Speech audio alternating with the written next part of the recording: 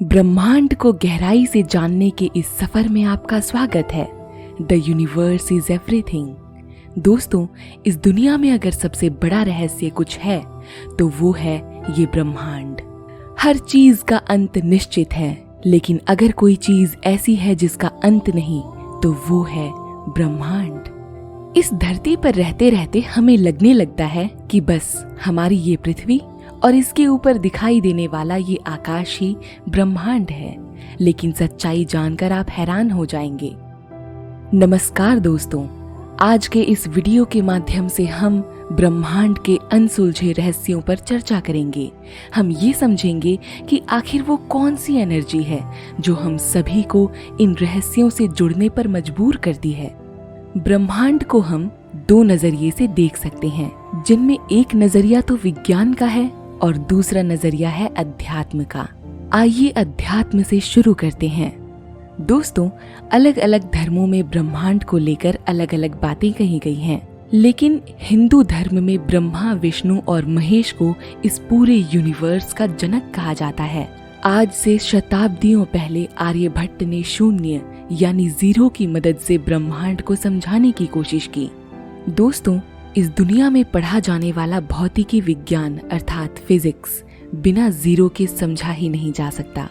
इस भौतिकी विज्ञान से शुरू होता है ब्रह्मांड को जानने का गणितीय अर्थात मैथमेटिकल सफर। हम में से बहुत से लोग जो आस्तिक हैं वो ये मानते हैं कि हमारे ईश्वर का निवास ब्रह्मांड में होता है। हमारी आस्था इससे जुड़ी होती है। हमारी प्रार्थनाओं को हम सकारात्मक विचारों के जरिए इस ब्रह्मांड में ही भेजते हैं, और अक्सर बातों ही बातों में हम कहते भी हैं ऊपर वाला सबका भला करेगा। तो आखिर ऐसा क्या रहस्य है ऊपर, जिसे जानने के लिए इसरो, नासा और दुनिया के ऐसे ही हर देश ने अपने एरोनॉटिकल एजेंसीज बनाई हैं, और हर रोज एक नई मिसाइल, एक नया उपग्रह, एक नया सुपर कैमरा, एक नया मल्टी फंक्शनल मशीन अंतरिक्ष में पहुंच जाता है। हर दिन ब्रह्मांड से जुड़ी हमें एक नई खबर सुनने को मिलती है। हर दिन हमें ब्रह्मांड की नई तस्वीरें प्रेषित की जाती हैं। अपने आप में अरबों वर्षों से रहस्य का विषय बना ये ब्रह्मांड आज भी अनसुलझे रहस्यों से भरा हुआ है। हालांकि काफी हद तक अलग अलग धर्म ग्रंथों की थ्योरीज और विज्ञान के रिसर्च ने इसे डिफाइन करने की कोशिश की है, लेकिन फिर भी हर दिन बदलते इसके आकार और इसमें होने वाले चमत्कारों ने वैज्ञानिकों को हैरत में डाल दिया है। आध्यात्मिक दृष्टि से ब्रह्मांड की व्याख्या करने लगूं तो घंटों बीत जाएं, लेकिन फिर भी ये खत्म नहीं होगी। लेकिन इस वीडियो में आप अंत तक बने रहिएगा, क्योंकि आपको इसके एक ऐसे रहस्य के बारे में हम बताएंगे जिसे सुनकर शायद आपके पैरों तले जमीन खिसक जाए। अब स्पिरिचुअलिटी की दृष्टि से ब्रह्मांड को समझने के लिए हमें एक बार वैज्ञानिक यानी साइंटिफिक दृष्टिकोण को भी देखना होगा। दोस्तों, वैज्ञानिकों का मानना है कि हमारा ब्रह्मांड आज से 13.5 अरब साल पहले ऊर्जा के एक ऐसे बिंदु के रूप में था जिसमें बहुत सारी एनर्जी और मैटर था। एक पॉइंट ऑफ टाइम ऐसा आया जब इस बिंदु का विस्फोट हो गया, और इसी से हमारे ब्रह्मांड का निर्माण हुआ। इस थ्योरी को बिग बैंग थ्योरी का नाम दिया गया, और अलग अलग सिद्धांतों से इसे डिफाइन करने की कोशिशें की गई। दोस्तों, क्या आप जानते हैं कि हमारा ब्रह्मांड बिना वाइब्रेशंस के एग्जिस्ट ही नहीं कर सकता। यहाँ ऐसे तत्व पाए जाते हैं जिन्हें आज भी वैज्ञानिक खोज नहीं पाए हैं। इस अंतरिक्ष का अंत अनंत है, यानी आज तक इसके रहस्य का पता नहीं लगाया जा सका कि आखिर वो जगह कहाँ है जहाँ ये ब्रह्मांड खत्म होता है, और शायद लगाया भी नहीं जा सकता, क्योंकि उस अंत तक पहुँचने के लिए भी करोड़ों अरबों वर्षों का समय लग जाएगा। लेकिन फिर भी वो खत्म नहीं होगा, क्योंकि वो अनंत है। आपको जानकर हैरानी होगी कि इस अंतरिक्ष में एक नहीं बल्कि असंख्य ब्रह्मांड है, और ये भी संभव है कि उन ब्रह्मांडों में भी हमारी पृथ्वी की तरह कोई दुनिया एग्जिस्ट करती हो। अब आप सोचेंगे कि अच्छा, अगर ऐसा है तो हमारे वैज्ञानिकों ने उस दुनिया तक अपनी पहुंच सुनिश्चित क्यों नहीं की। दोस्तों, क्या आपने स्टीफन हॉकिंग नामक वैज्ञानिक का नाम सुना है? स्टीफन हॉकिंग को मोटर न्यूरॉन नाम की बीमारी थी, जिसमें शरीर के लगभग सभी अंग काम करना बंद कर देते हैं और चलने फिरने के साथ इंसान बोलने से भी लाचार हो जाता है। स्टीफन हॉकिंग ने इतनी बड़ी बीमारी को हराकर अंतरिक्ष पर अपनी खोज जारी रखी और अपनी मृत्यु से पहले एक ऐसी भविष्यवाणी कर दी जिसे सुनकर न केवल वैज्ञानिक बल्कि आम लोगों को भी आश्चर्य हुआ। दरअसल अपनी रिसर्च के दौरान उन्होंने कई बार इस ब्रह्मांड में सुपर टेलीस्कोप और हाई रेंज फ्रीक्वेंसी मशीनों की सहायता से कई लाइट ईयर्स दूर उन फ्रीक्वेंसीज के जरिए एलियंस का पता लगाने की कोशिश की। दोस्तों, ये एक और रहस्य है जो ब्रह्मांड से जुड़ा हुआ है। एलियंस उन प्राणियों को कहा जाता है जो किसी और ब्रह्मांड की किसी और दुनिया में रहते हैं। उनकी शारीरिक बनावट कैसी है, उनकी दुनिया कैसी है, इसका पता लगाने की कोशिशें अब भी जारी हैं। तो स्टीफन के इन रिसर्च के दौरान कई बार वो फ्रीक्वेंसीज कुछ रहस्यमयी चीजों से टकराई और फिर न जाने उन्हें ऐसा क्या पता चला कि उन्होंने न केवल खुद बल्कि उन एलियंस के राज जानने की कोशिश करने वाले वैज्ञानिकों को भी ये चेतावनी दी कि अब उन्हें एलियंस का पता लगाने की कोशिशें बंद कर देनी चाहिए। जब वैज्ञानिकों ने उनकी इस स्टेटमेंट का कारण पूछा तो उन्होंने केवल इतना बताया कि काफी हद तक संभव है कि उनकी टेक्नोलॉजी हमसे कहीं आगे हो और हमारा पता लगाकर वो हम सभी मानव जाति को अपना गुलाम बना ले। दोस्तों, जिस ब्रह्मांड के सौर मंडल में हमारी धरती स्थित है, उस सौर मंडल में एक ग्रह से दूसरे ग्रह जाने की दूरी लाइट ईयर्स यानी प्रकाश वर्ष में मापी जाती है।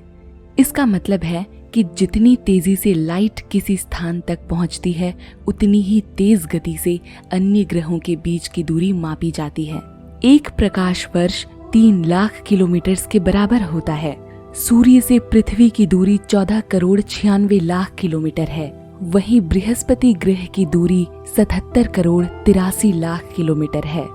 दोस्तों, अभी थोड़ी ही देर पहले मैंने आपको बताया था कि वो एक चीज जो इस पूरे यूनिवर्स में गौर करने वाली है वो है यूनिवर्सल वाइब्रेशंस, क्योंकि इसी से जुड़ा है लॉ ऑफ अट्रैक्शन। इसमें हम वाइब्रेशनल फ्रीक्वेंसीज के जरिए ब्रह्मांड तक अपने विचारों से निकलने वाली वाइब्रेशन से संपर्क करते हैं। ये बात कहाँ तक सच है? जब हम इस सवाल का जवाब ढूंढते हैं तो फिर हमारा सामना रहस्यों से भरे इसी ब्रह्मांड से होता है। जिस तरह न्यूटन ने ये डिफाइन किया कि गुरुत्वाकर्षण के नियम में धरती सभी चीजें अपने केंद्र की ओर आकर्षित करती हैं, उसी तरह लॉ ऑफ अट्रैक्शन के नियमों को अनेकों फिलोसोफर्स ने अपनी किताबों और थ्योरीज से समझाने की कोशिश की। लेकिन सबसे ज्यादा प्रचलित ये तब हुई जब रोंडा बर्न ने दुनिया भर में अपनी रिसर्च की और इस लॉ को प्रूव किया। आप खुद सोचिए, एक स्मार्टफोन की वाइब्रेशन से हम करोड़ों मील दूरी पर बैठे लोगों से आसानी से बात कर लेते हैं। इंटरनेट की पूरी दुनिया भी इसी वाइब्रेशंस और फ्रीक्वेंसीज पर टिकी हैं। एफएम पर सुने जाने वाले अलग अलग चैनल्स भी आपको अलग अलग फ्रीक्वेंसीज पर सुनाई देते हैं। ठीक इसी तरह हमारे टीवी में दिखाई जाने वाली तस्वीरें भी चैनल्स की अलग अलग फ्रीक्वेंसीज पर ब्रॉडकास्ट होती हैं। दोस्तों, जब भी वाइब्रेशंस और फ्रीक्वेंसीज की बात की जाएगी, ब्रह्मांड को इससे अलग करके समझा ही नहीं जा सकता। लॉ ऑफ अट्रैक्शन पर भी यही बात लागू होती है। रोंडा बर्न की किताब द सीक्रेट हमें ब्रह्मांड और हमारे विचारों से निकलने वाली वाइब्रेशंस को अलाइन कर अपनी जिंदगी में घटने वाली घटनाओं को बदलने के लिए प्रेरित करती हैं। इस नियम की पुष्टि अलग अलग धर्म ग्रंथों में रहस्यमय तरीके से मिलती है। भगवत गीता में लिखा है, यथा दृष्टि तथा सृष्टि, जिसका अर्थ है कि मनुष्य जिस प्रकार सोचता है ठीक उसी प्रकार से उसके विचार बनते हैं, और जिस प्रकार से उसके विचार निर्मित होते हैं उसी प्रकार से वो अपनी दुनिया को साकार करता है। यानी जिस प्रकार की नजर या सोच के साथ हम इस दुनिया को देखते हैं, उसी प्रकार से ये दुनिया हमें दिखाई देती है। लॉ ऑफ अट्रैक्शन के सिद्धांत को प्रमाणित करते अलग अलग धर्म ग्रंथों में हमें ऐसी ही बातें दिखाई देती हैं जो हमें इस पर विश्वास करने को मजबूर करती हैं। दोस्तों, हमारे ऋषि मुनियों ने आज से हजारों वर्ष पहले इन वाइब्रेशंस को महसूस किया था और वेदों के दर्शन भी उन्हें ध्यान मग्न अवस्था में हुए थे। वो भी इस रहस्य को जानते थे, लेकिन इसका प्रयोग उन्होंने अपनी भौतिक इच्छाओं को साकार करने में नहीं किया, क्योंकि वो मोह माया का त्याग कर चुके थे। लेकिन इस दुनिया के सभी दर्शनों में हमें इस सिद्धांत के प्रमाण मिलते हैं। दुनिया के कोने कोने में हमें इस सिद्धांत के चमत्कार से बदले जीवन की कहानियों के बारे में इस सिद्धांत पर आधारित बुक्स में बताया गया है। हमारी प्रार्थनाएं, दुआएं, भावनाएं सब ब्रह्मांड तक वाइब्रेशंस पर आधारित इन्हीं फ्रीक्वेंसीज से होकर जाती हैं, क्योंकि इस पूरे यूनिवर्स में मौजूद एक चीज कॉमन है और वो है एनर्जी। फिर ये मायने नहीं रखता कि वो चीज एक निर्जीव वस्तु है या आपके विचार। अगर आपके विचार सकारात्मक हैं तो उससे पॉजिटिव वाइब्रेशंस निकलेंगी, जो ब्रह्मांड में जाकर आपके लिए सकारात्मक परिस्थितियों का निर्माण करेंगी। लेकिन अगर वहीं आपके विचार नकारात्मक होंगे तो आपके वातावरण में नकारात्मक परिस्थितियां बनेंगी। इसीलिए हमेशा हर परिस्थिति में अपने विचारों को सकारात्मक रखें। आप देखेंगे कि चमत्कारिक रूप से सारी चीजें अपने आप सामान्य होने लगेंगी और आपकी सकारात्मक सोच से बनने वाली सकारात्मक तस्वीरें आपके जीवन में साकार होंगी।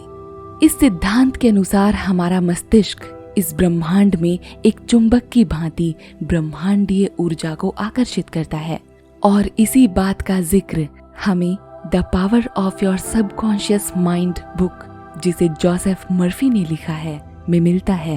आकर्षण का सिद्धांत हमारा मस्तिष्क, हमारे विचार, ये ब्रह्मांड हमारी कल्पना को हकीकत में बदलने वाले एक महत्वपूर्ण घटक के रूप में अपनी अहम भूमिका निभाते हैं। हमारा भविष्य सफल होगा या असफल, इसका निर्धारण सबसे पहले हम अपने विचारों में कर लेते हैं, और फिर यही विचार सच्चाई के रूप में हमारे जीवन में साकार होता है। इसीलिए सफलता की शुरुआत सबसे पहले अपने सकारात्मक विचारों से करें। अगर सफलता की सीढ़ियां चढ़ जीत का आगाज करना चाहते हो तो आरंभ विचारों में सफल बनने से करो। आपके विचार ही आपको आगे बढ़ने के लिए प्रेरित करते हैं। ये आपके भविष्य का आधार बन जाते हैं। दोस्तों, अब तक हमने जितना इस ब्रह्मांड को समझा है, उस आधार पर तो यही कहा जा सकता है कि हमें इसके दोनों पक्ष यानी वैज्ञानिक और आध्यात्मिक दोनों को स्वीकार कर अपने जीवन को सही आकार देकर अपना भविष्य निर्माण करना चाहिए। हम सब इसी ब्रह्मांडीय ऊर्जा से बंधे हैं और चाहकर भी खुद को इससे अलग नहीं कर सकते। आप माने या ना माने, हर पल हर क्षण अपने जीवन में हम इसी वाइब्रेशनल फोर्स से अपनी जिंदगी को आकार दे रहे हैं, और इन सब को नियंत्रित कर रहा है हमारा ब्रह्मांड। आशा करती हूँ आप इस ब्रह्मांडीय ऊर्जा का इस्तेमाल अपने जीवन को सकारात्मक दिशा में मोड़ने के लिए करेंगे। वीडियो पसंद आई हो तो चैनल को सब्सक्राइब और वीडियो को लाइक जरूर कीजिएगा। धन्यवाद। नमस्कार।